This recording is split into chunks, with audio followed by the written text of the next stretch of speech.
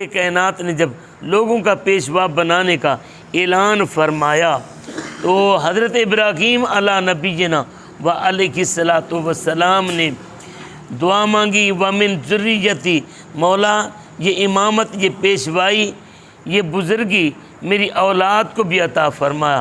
خالق کائنات نے فرمایا لا ینال عہد الظالمین، یہ بزرگی، یہ پیشوائی، یہ امامت، یہ ایمان والے لوگوں کا حصہ ہے، یہ دیندار لوگوں کا حصہ ہے، توحید والوں کا حصہ ہے، میرے مصطفیٰ کے غلاموں کا حصہ ہے، ہر ایک کا حصہ نہیں ہے۔ اب حضرت ابراہیم علی نبینا علیہ الصلوۃ والسلام اپنے گھر والوں کو حضرت سیدہ طیبہ طاہرہ، حضرت سیدہ ہاجرہ اور جناب سیدنا اسماعیل علی نبینا علیہ الصلوۃ والسلام ابھی دودھ پیتے تھے، وہاں وادی غیر جزرہ بیت اللہ شریف جہاں پر ہے اس کے قریب چھوڑ کر جب جانے لگے تو پھر حضرت ابراہیم علی نبینا علیہ الصلوۃ والسلام نے دعا مانگی، ذرا لفظوں پر غور کیجیے گا۔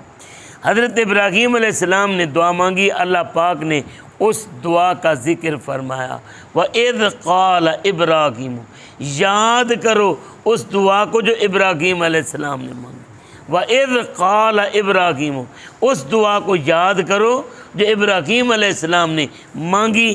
کیا دعا مانگی؟ رب اجعل ھذا بلدا، اے خلاق کائنات اس کعبے کے شہر کو امن والا بنا دے، جہاں میرا اسماعیل ہے، جہاں میری ہاجرہ ہے، اس کو امن والا بنا دے۔ ابھی وہاں پر فقط دو جی ہیں، ایک سیدہ ہاجرہ پاک اور ایک سیدنا اسماعیل پاک علی نبینا علیہ الصلوۃ والسلام، یہ دو جی ہیں۔ لیکن ابراہیم علیہ السلام فرماتی ہیں رب اجعل ھذا بلدا، اے اللہ اس بلد کو، اس شہر کو امن والا بنا دے۔ امن والا، کتنے پیغام یہاں پر ملتے ہیں۔ ابراہیم علیہ السلام کی نگاہ کی نبوت دیکھ رہی تھی، میں دو چھوڑ کر جا رہا ہوں، اللہ ان کو برکتیں عطا فرمائے گا، یہاں پر شہر بن جائے گا۔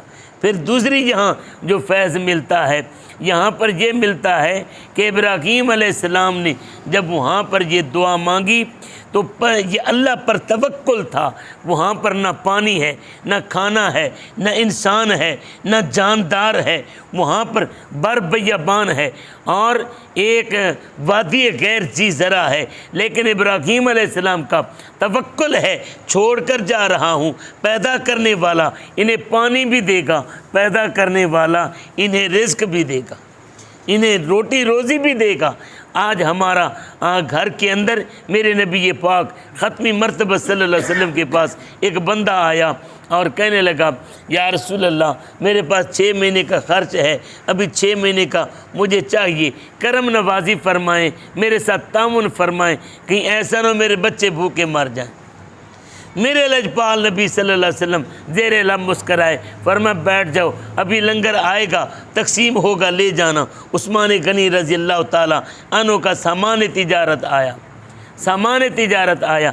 اب دیکھیں یہاں ہم اپنے آپ کو بھی دیکھیں، اس وقت جو آیا اس کو بھی دیکھیں، میرے نبی کے مدینے کے، میرے نبی کے غلاموں کا انداز بھی دیکھیں۔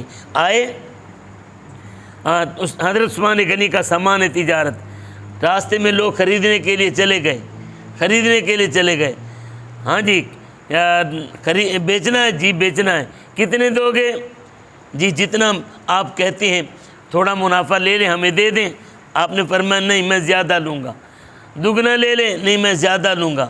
3 گنا لے لیں، زیادہ لوں گا۔ 4 گنا لے لیں، زیادہ لوں گا۔ 5 گنا لے لیں، زیادہ لوں گا۔ 5 گنا تک جا کر مدینے کے تاجروں نے ہاتھ کھڑے کر دیے، نہیں جی ہم اس سے زیادہ نہیں دے سکتے۔ اب انہوں نے آ کر حضور صلی اللہ علیہ وسلم کو شکایت لگا دی کریم آقا کی بارگاہ میں کہ یا رسول اللہ عثمان ناجائز منافع خوری کرتا ہے۔ ہم نے 5 گنا تک انہیں پیشکش کی ہے، کہتے ہیں گلا نہیں بیچنا، اناج نہیں بیچنا، 5 گنا سے زیادہ لوں گا۔ حضرت نبی کریم صلی اللہ علیہ وسلم کو یہ شکایت کر رہے تھے، پیچھے سے عثمان غنی آ گئے۔ عثمان جی آقا سامان تجارت گلا بیچنا نہیں، حضور بیچنا ہے، یہ 5 گنا تک کہہ رہے ہیں، آپ کیوں نہیں دیتے؟ حضور مجھے زیادہ ملتا ہے، حضور مجھے زیادہ ملتا ہے۔ عثمان 5 گنا کم ہے، حضور کم ہے۔ جب مجھے بن مانگے اگلا مجھے اس سے زیادہ دے، میں کیوں دے دوں؟ عثمان وہ کون ہے؟ عرض کی میرا مالک ہے، عرض کی میرا مالک ہے۔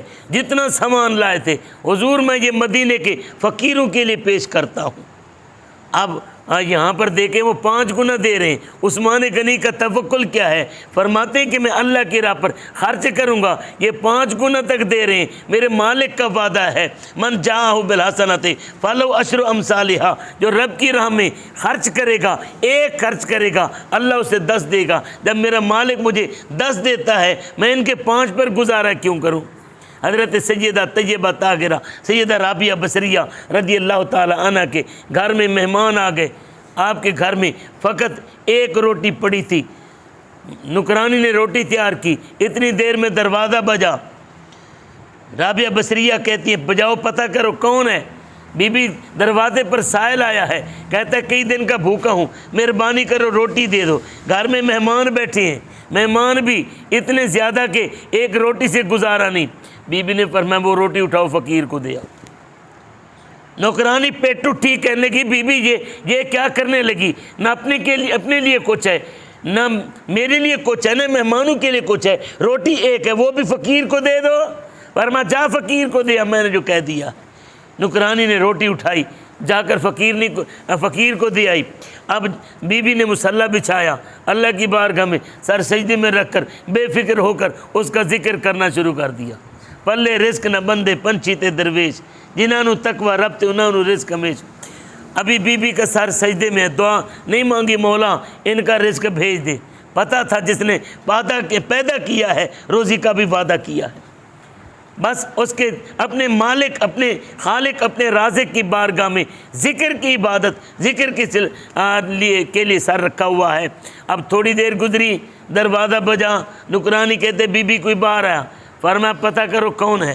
دروازے پر گئیں تو ایک بندہ کھڑا ہے، میں فلاں ہمسائے نے آپ کے لیے روٹی بھیجی ہے، بی بی صاحبہ کے لیے۔ بی بی کے پاس روٹی لے کر آئیں، گنو کتنی ہیں؟ کہنے لگی 6۔ فرمایا یہ ہماری نہیں، واپس کر دو، لانے والا بھول گیا ہوگا۔ یہ ہماری نہیں، لانے والا بھول گیا ہوگا، واپس کر دو۔ اس نے روٹی واپس کر دی۔ پھر دک الباب ہوا، پھر ناکنگ ہوئی، بی بی پتہ کرو کون ہے۔ پھر بندہ کھڑا ہے روٹی لے کر، یہ فلاں ہمسائے نے بھیجی ہے، بی بی صاحبہ کے لیے لنگر آیا ہے۔ بی بی کے پاس لے کر آئے، بی بی کہتے گنو کتنی ہیں؟ نوکرانی عرض کرتی ہے، لونڈی عرض کرتی ہے بی بی یہ 8 ہیں۔ پر میں واپس کر دو، لانے والا بھول گیا ہوگا، لانے والا بھول گیا ہوگا۔ اب کیا ہوا؟ بی بی نے واپس کر دیا۔ نوکرانی حیران ہے، پریشان ہے، مہمان گھر میں بیٹھے ہیں، ہم خود کئی دن سے بھوکے ہیں، ایک روٹی تھی وہ بھی دے دی، اب لنگر آ رہا ہے وہ بھی واپس کر رہے ہیں۔ پھر دروازہ بجتا ہے، کون ہے؟ فلاں، دروازہ کھولو، میں لنگر لایا ہوں۔ بی بی کہتی ہے گنو کتنے ہیں؟ بی بی 10 روٹیاں لے کر آؤ، ہماری ہیں، لے کر آؤ۔ بی بی وہ کیسے؟ فرمایا مدینے والے نے فرمایا نہیں جو اللہ کی راہ میں ایک دے گا اللہ اسے 10 لوٹاتا ہے۔ فرمایا 6 کا وعدہ رب کا نہیں، 8 کا وعدہ رب کا نہیں، 7 کا وعدہ رب کا نہیں، 9 کا وعدہ رب کا نہیں۔ جب رب کا 10 کا وعدہ تھا تو یہ 6 اب میری نہیں ہو سکتی، 9 میری نہیں ہو سکتی، 8 میری نہیں ہو سکتی، یہ 10 ہی میری ہیں، اس لیے لے آؤ۔ بی بی نے خود بھی کھایا، نوکرانی حیران ہو گئی، مہمانوں کو بھی کھلایا۔ تو یارو یہ اللہ والوں کا توکل ہے۔ وہاں پر چھوڑ کر گئے ابراہیم علیہ السلام کہ جس مالک نے یہاں چھوڑنے کا کہا ہے اس نے روزی بھی دینی ہے، اس نے جان کی حفاظت بھی کرنی ہے۔ کاش کہ ہمارے پلے میں ایمان آ جائے تو یارو ہم بہت کچھ سیکھ بھی سکتے ہیں، زندگی میں سکھ سکون بھی آ سکتا ہے۔ اب یہاں پر حضرت ابراہیم علیہ السلام نے 2 دعائیں مانگی، امن والا شہر، رزق امن والا اتنا کہ جانور شکاری بھی اگر شکار کے پیچھے، اگر چیتا بھیڑیا کسی بکری یا ہرن کے پیچھے بھاگتا ہے اور ہم سے دور، شکار اندر گھس جاتا ہے، شکاری باہر رک جاتا ہے، یہ امن ہے۔ رزق اتنا رزق اتنا، ابراہیم علیہ السلام کی دعا کہ پھل کہیں پر اگے، پھل امریکہ میں اگے مگر مکے میں ضرور ملے گا، پھل برطانیہ میں اگے مکے میں ضرور ملے گا، پھل ہندوستان پاکستان میں اگے یہاں کے لوگوں کو ملے نہ ملے مگر مکے والوں کو ضرور ملے گا۔ وَارْزُقْ أَهْلَهُ مِنَ الثَّمَرَاتِ، مولا ان کو ہر طرح کے پھل عطا فرما۔ اور یہاں پر پھل سے مراد یہاں یہ نہیں کہ فقط میوہ جات جو درختوں پر اگتے ہیں، پودوں پر اگتے ہیں، یا مفسرین فرماتے ہیں ثمرات سے مراد ہر طرح کا خزانہ ہے۔ یارو جہاں پر اللہ پاک نے معدنیات کی بھی وہاں پر کمی نہیں چھوڑی، ظاہری پھلوں کی بھی کمی نہیں چھوڑی، دولت کی بھی کمی نہیں چھوڑی، اور ہر طرح کی نعمتیں مالک نے وہاں پر بیش بہا کر دی ہیں۔ ابراہیم علیہ السلام نے دعا مانگی وَارْزُقْ أَهْلَهُ۔ اب یہاں پر جب کہا نا وَارْزُقْ أَهْلَهُ، جب پیچھے دعا مانگی تھی تو کیا کہا تھا؟ اللہ پاک نے فرمایا تھا انی جاعلک للناس اماما، میں کیا کرنے لگا ہوں؟ تجھے امام بنانے لگا ہوں۔ فرمایا ومن ذریتی، میری اولاد کو بھی امام بنا۔ فرمایا لا ینال عہد الظالمین، جو تیرے ماننے والا میرا منکر ہوگا ان کو یہ منصب نہیں دوں گا۔ اب جب رزق کی باری آئی تو کہا وارزق اہلہ، یا اللہ اس کے اہل کو رزق عطا فرما، من الثمرات من آمن منہم باللہ والیوم الآخر، جو تیرے اوپر تیرے آخرت کے دن کے اوپر یقین رکھتے ہوں ان کو رزق عطا فرما۔ ابراہیم علیہ السلام نے یہاں پر یہ سوچا کہ جس طرح یہ امامت کا منصب ایمان والوں کو ملنا ہے، رزق بھی ایمان والوں کو ملنا ہے۔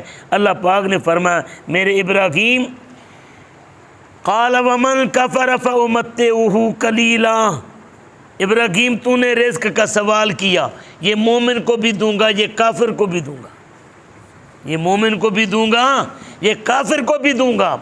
یہ منصب امامت کا، یہ منصب پیشوائی کا، یہ منصب نیکی کا، یہ فقط پاکوں کے لیے، لیکن یہ رزق یہ دولت پاکوں کے لیے بھی ہے پلیتوں کے لیے بھی ہے۔ یہ امامت کا منصب مومنوں کے لیے ہے، اور دولت کے ڈھیر یہ نیکوں کے لیے بھی ہیں کافروں کے لیے بھی ہیں۔ اب یہاں پر ہم نے یہ دیکھنا ہے ہم کس کھاتے کے اندر کھڑے ہیں۔ ابراہیم علیہ السلام کے منصب پر کھڑے ہیں، نبی مصطفیٰ کریم صلی اللہ علیہ وسلم کے رستے پر کھڑے ہیں، کیا ہم غوث اعظم کے رستے پر کھڑے ہیں، کیا ہم بابا فرید کے رستے پر کھڑے ہیں، یا جن کو اللہ پاک نے فقط دولت دی اور ساتھ یہ فرمایا میرے ابراہیم وَأُمَتِّعُهُ قَلِيلًا، انہیں میں کیا کروں گا؟ تھوڑا رزق دوں گا، متاع تھوڑی دوں گا۔ اب یہ تھوڑا کیا ہے؟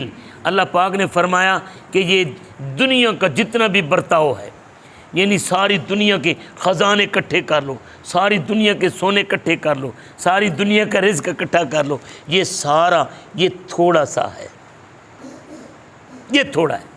کل دنیا کے خزانے اللہ فرماتے ہیں میرے نزدیک یہ بیکار، اور میرے نبی فرماتے ہیں اگر اس کل کائنات کی دنیا کی قیمت ایک مکھی یا مچھر کے پر کے برابر ہوتی اللہ کبھی کافر کو نہ دیتا، کبھی کافر کو نہ دیتا۔ اور آج ہم نے اپنی نسلوں کو دین سے ہٹا کر دنیا کے رستے پر لگا دیا، آج ہم خود دنیا کے رستے پر لگ گئے جو رب کے نزدیک ایک مکھی یا مچھر کے پر کے برابر بھی وقت نہیں رکھتی۔ ہم نے قرآن کو چھوڑ دیا، آج ہمارے بچوں کو انگریزی بولنی تو آ جاتی ہے مگر نہیں آتا تو رب کا قرآن نہیں آتا۔ ہے اسلام تیرے چاہنے والے نہ رہے، جن کا تو چاند تھا وہ حالے نہ رہے۔ ہیں کیا فرمایا؟ ان کو یہ دنیا کے خزانے دوں گا۔ آج اندازہ لگاؤ، میں کھلے لفظوں میں کہا کرتا ہوں آج دولت زیادہ یا کنجر کے پاس ہے یا کافر کے پاس ہے؟ زیادہ دولت جاؤ آزما کر دیکھ لو۔ سب سے بڑا اس وقت خزانہ کہتے ہیں کہ امیر کون ہے؟ بل گیٹس، وہ کون ہے؟ کافر، کافر۔ اور اس وقت سب سے زیادہ طاقت کس کے پاس ہے؟ امریکہ کے پاس، وہ بھی کون ہے؟ کافر۔ اقتدار کافر کے پاس ہے۔ یارو یہاں پر میں کسی مسلمان کا نام نہیں لیتا، ہو سکتا ہے کوئی سیاسی شخصیت ہو پھر کوئی ناراض نہ ہو جائے، لیکن یہ اللہ پاک نے فرمایا ثم اضطرہ الی عذاب النار، پھر میں کیا کروں گا ان کو دولت دینے کے بعد ان کو گھسیٹ کر جہنم میں ڈالوں گا، وبئس المصیر، اور یہ برا ٹھکانہ ہے۔ اللہ پاک ہمیں سمجھنے اور دین اور صراط مصطفیٰ صراط مستقیم سے محبت کرنے کی توفیق عطا